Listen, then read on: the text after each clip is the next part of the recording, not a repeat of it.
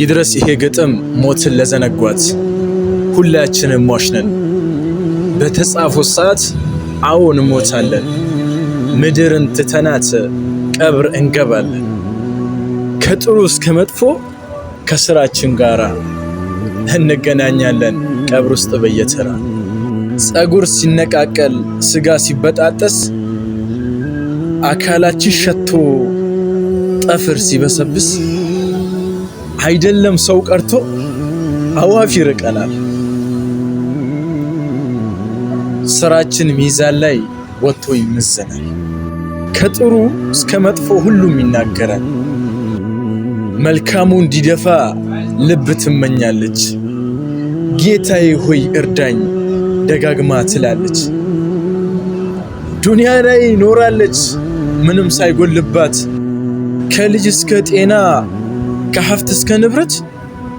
ጀሊሉ አንድ ላይ ሁሉም ነገር ሰጣት እሱን ታመልክ ዘንድ ብዙ አስጠንቅቋት ነፍስ ግን ፈለገች ዱንያዊ ነገር አጥብቃ ፈለገች አላህን ዘነጋች ይሄንን ግጥም ሞትን ለዘነጋዋትና ሞትን ለረሷት ለማያስታውሱት ሁሉ ይድረስልን ለሁሉም ይድረስልን አንድ ቀን ይመጣል አላህ የጻፈልን ሰዓታት አያሳልፋት አንድ ቀን ሁላችንም ወደ ቀብር ወደ አላህ Subhanahu Wa Ta'ala እንጓዛለን ኢና ሊላሂ ወኢና ኢለይሂ ራጂዑን ማለት የምችለው ይሄን ብቻ ነው ነፍስ በዚህ ዱንያ ላይ ብዙ ነገር ልታጠፋ ትችላለች አላህ ልዘነጋ ትችላለች ነገር ግን አላህ አይዘነጋም ለምታጠፋው ሁሉ ይጠይቃታል ለምታጠፋው ሁሉ ይመዘግብላታል ቀብርን የሚረሱት ብዙ አሉ ቀብርን አንርሳ ኢንሻአላህ ወተዓላ በሐጂ ጉዳይ አላህ ጀነተል ፍርደውስን ይወፍቃቸውና እየተሰማ ያለ አንድ ዜና አለ በደንብ ሼር ኮፒ ሊንክ ሪፖስት በማድረግ ለሚመለከተው አካል በማድረስ ግዴታችንን እንወጣ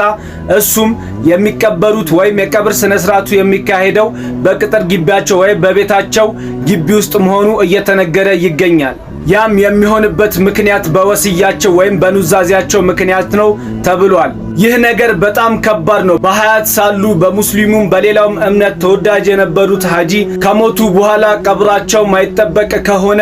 በእውቀት አናሳ የሆነው ማህበረሰብ በቀብራቸው ዙሪያ የማይሆኑ ተግባሮችን ሊፈጽሙ ስለሚችሉ ይህ ነገር ታስቦ መፍትሄ እንዲሰጠው የሚመለከተው ሁሉ በማድረስ ሐላፍትናችንን እንወጣ የናንተን ሐሳብ አስተያየት ኮሜንት ላይ አስቀምጡልን ወሰላሙ አለይኩም ወራህመቱላሂ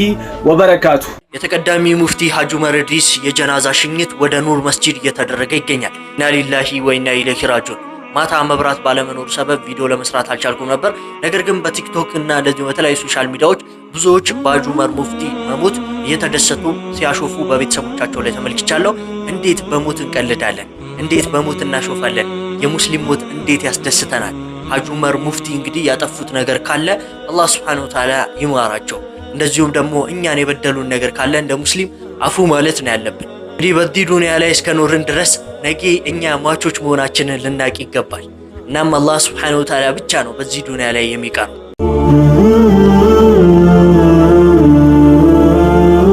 ዒሳታ ሚዲያ